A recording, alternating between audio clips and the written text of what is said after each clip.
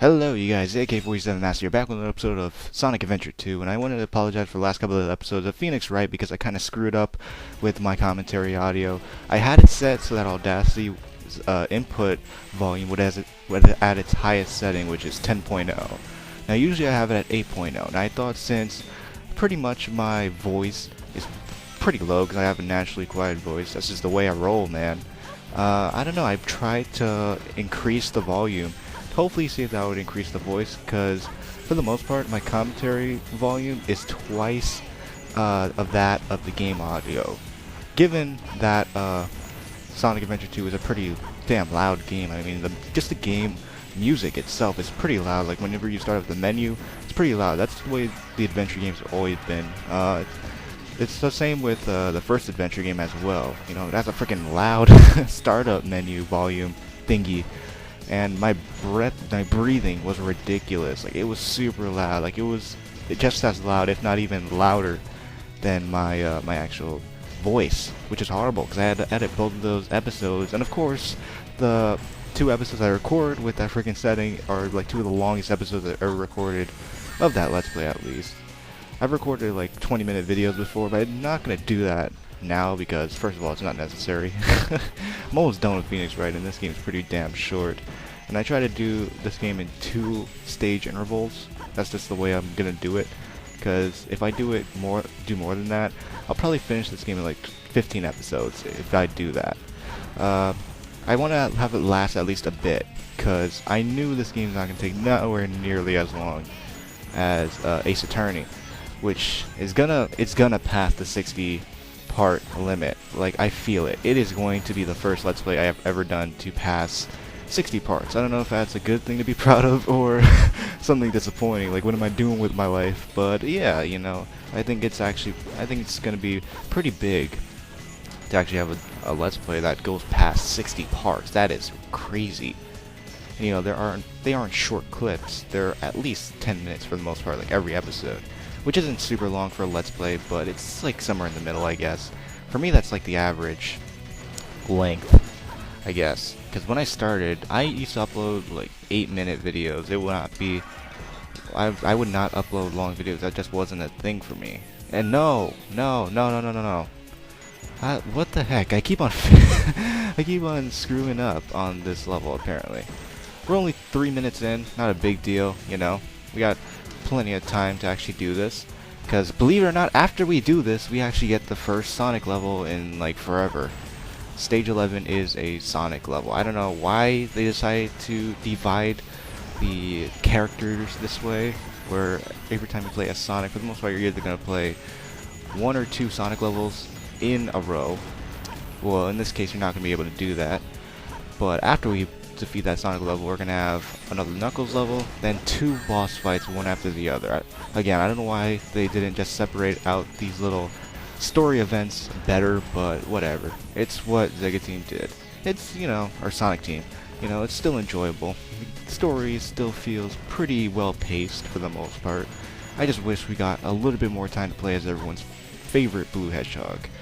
And let me get this. This time, there we go, so we don't screw up like we did last time. Because look at this room, it's freaking dark. How am I supposed to know where to go?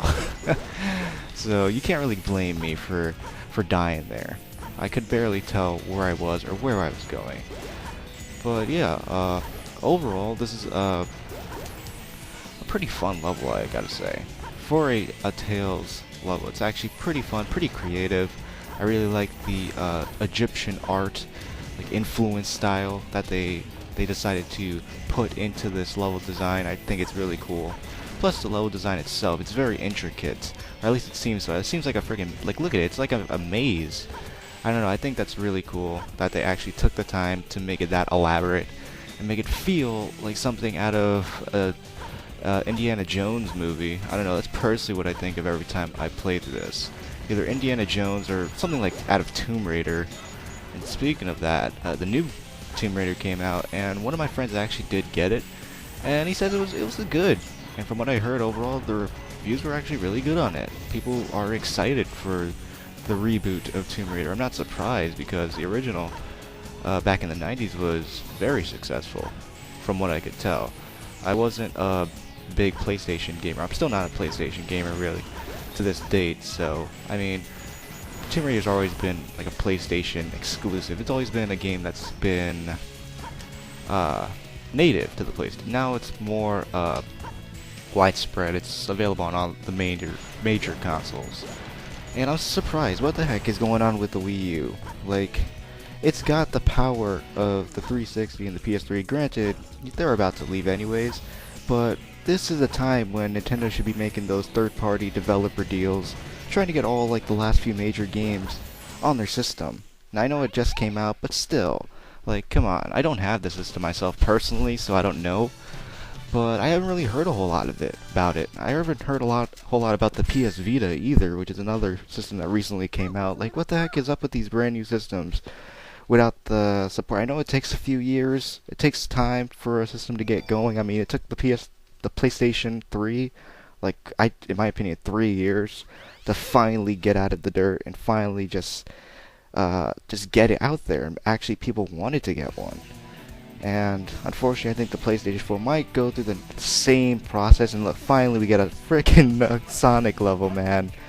And it has one of my favorite themes also in the game. I know I say that for like almost every level, but only because this game has awesome music. I mean, what's a Sonic game without epic theme stage music? It's required. It's a requirement for Sonic, in my opinion. And overall, it's a very speedy level. I will say that. We also get, I believe, a new, that's a new mechanic right there, the hourglass, which kind of helps with the speed element, because it forces you to race against the clock. And if I was listening to audio, I would be hearing the timer, the ticker going down. But unfortunately, I don't have audio because I don't have a splitter, because I don't really need a splitter. You know, I play the theme enough to pretty much memorize all the game audio sounds. And here it is. There we go. The bouncer bracelet. One of my favorite, actually. I know I say that all the time, but I'm serious. This thing is really useful. It turns Mario, or it turns Sonic into a Mario platformer. Like, I am dead serious. It is just that good. And I don't know why they decided to do this. This is probably the one thing that keeps this level from being one of my favorite 3D Sonic stages, is the little puzzles. There's another one that's going to take a lot more effort than that one. This is a cool little set piece right here, I will give them that. And yes, the return of the ghosts. As you see right there, that's a big one. And we got E102s, so awesome they actually let them back in, or they brought them into the game in some way, shape, or form, and this is how they decided to do it.